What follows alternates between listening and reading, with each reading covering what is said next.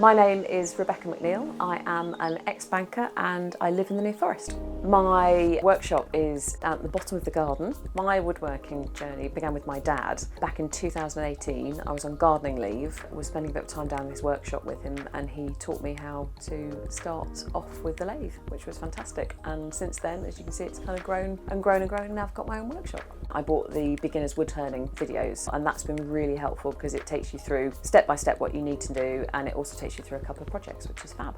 My Axminster bandsaw, which is probably about 20 or 30 years old, but it's still going strong. Just had to do a little repair on the drive belt, but it's working again beautifully.